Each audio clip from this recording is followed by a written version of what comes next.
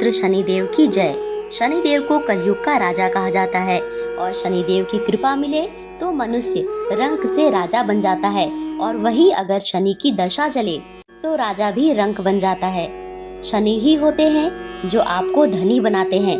तो शनिदेव की कृपा पाने के लिए हर शनिवार को शनिदेव की कथा का जरूर श्रवण करना चाहिए और इसके साथ शनि पत्नी के नाम का स्मरण भी करना चाहिए। आइए बड़ी श्रद्धा और प्रसन्नचित मन से भगवान शनिदेव की दिव्य कथा को सुनते हैं, जिसके सुनने मात्र से मनुष्य धन समृद्धि, ऐश्वर्य और मान सम्मान की प्राप्ति करता है। और इसी के साथ सुनेंगे शनि पत्नी स्मरण की स्तुति, जिसको अगर शनिदेव की व्रत कथा के पहले पढ़ा जाए तो शनिदेव भी खुश हो जाते हैं। तो प्रेम से बोलो शनिदेव महाराज की जय। शनि अष्टपत्नी मंत्र।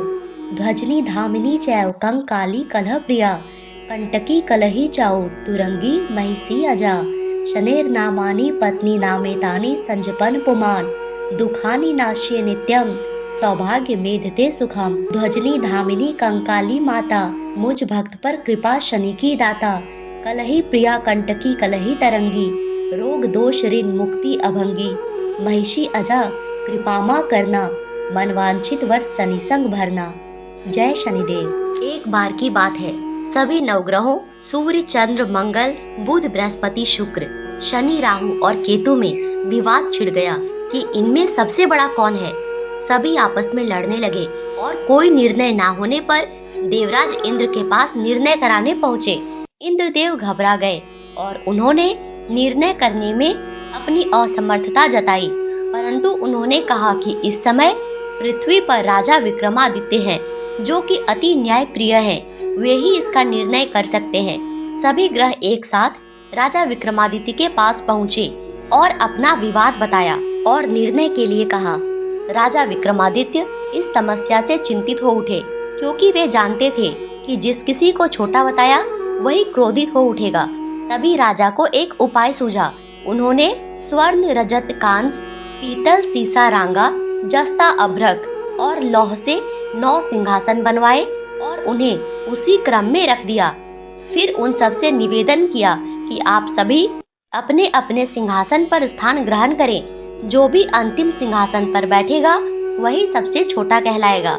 इसके अनुसार लौह सिंहासन सबसे बाद में होने के कारण शनिदेव सबसे बाद में बैठे तो वही सबसे छोटे कहलाए। शनिदेव को लगा कि राजा ने ऐसा जानकर किया है और वह गुस्से से राजा से बोले, राजा तू मुझे नहीं जानता। सूर्य एक राशि में 1 महीना, चंद्रमा 2.25 महीना 2 दिन, मंगल 1.5 महीना, बृहस्पति 13 दिन और बुध और शुक्र 1-1 महीने विचरते हैं। लेकिन मैं 2.5 से 7.5 साल तक रहता हूँ। बड़े बड़ों का मैंने विनाश किया है। श्री राम की 7.5 आई तो उन्हें वनवास हो गया। रावण की आई तो उसकी लंका को वानरों की सेना से हारना पड़ा। अब तुम सावधान रहना। ऐसा कहकर कुपित होते हुए शनिदेव वहाँ से चले गए। अन्य देवता खुशी खुशी चले गए। कुछ समय के बाद राजा की 7.5 आई। तब शनिदेव घोड़ों के सौदागर बनकर वहाँ आए। उनके पास कई बढ़िया घोड़े थे। राजा ने यह समाचार सुनकर अपने अश्वपाल को अच्छे घोड़े खरीदने की आज्ञा दी। उसने कई अच्छे घोड़े खरीदे और एक सर्वोत्तम घोड़े को राजा को सवारी हेतु दिया।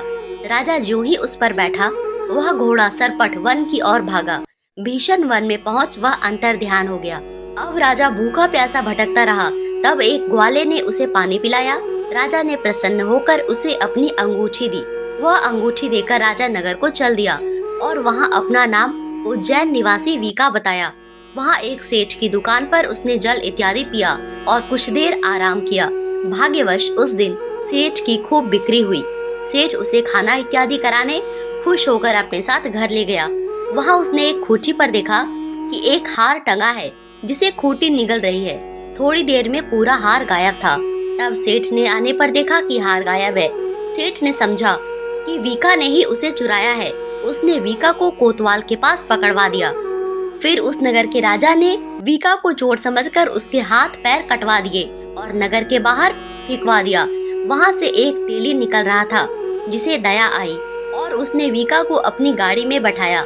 वह अपनी जीभ से बैलों को हाँकने लगा। कुछ समय के बाद राजा की शनि दशा समाप्त हो गई और वर्षा ऋतु आने पर राजा मल्हार गाने लगा।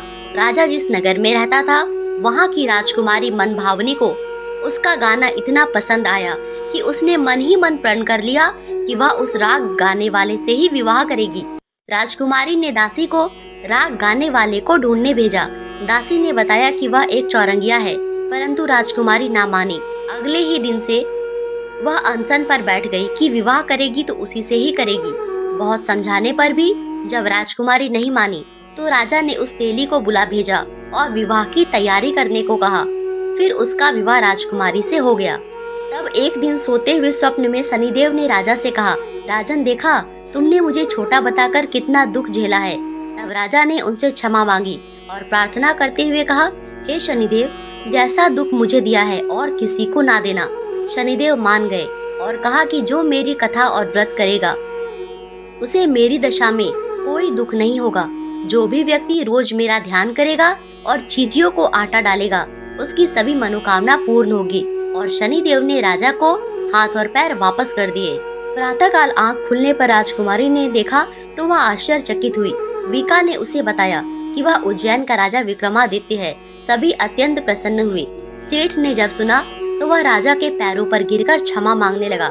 राजा ने कहा कि वह तो शनिदेव का कोप था, इसमें किसी का कोई दोष नहीं है।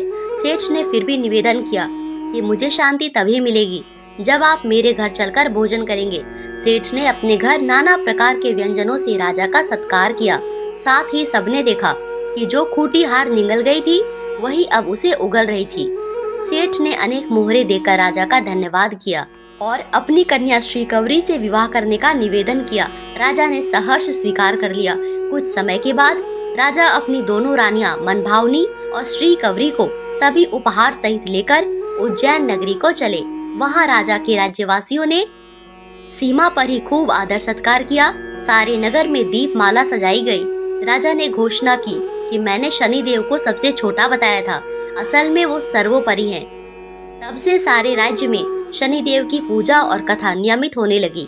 सारी प्रजा खुशी और आनंद के साथ जीवन बिताने लगी। जो भी कोई शनिदेव की इस कथा को सुनता या पढ़ता है उसके सारे दुख दूर हो जाते हैं। व्रत के दिन इस कथा को अवश्य पढ़ना चाहिए। बोलिए शनिदेव महाराज की जय। और अब सुनते हैं शनिदेव की आरती। जय जय श्री शनिदेव भक्तन हितकारी, सूरज के पुत्र प्रभु छाया महतारी। जय जय श्री शनिदेव भक्तन हितकारी, सूरज के पुत्र प्रभु छाया महतारी। श्याम अंग वक्र दृष्टि चतुर्भुजाधारी, नीलांबर धार नाथ गज की असवारी। जय जय श्री शनिदेव भक्तन हितकारी, सूरज के पुत्र प्रभु छाया महतारी। किरीट मुकुट शीस सजत दीपत है लिलारी, मुक्तन की माला गले शोभित बलिहारी। जय जय श्री शनिदेव भक्तन हितकारी, सूरज के पुत्र प्रभु छाया महतारी।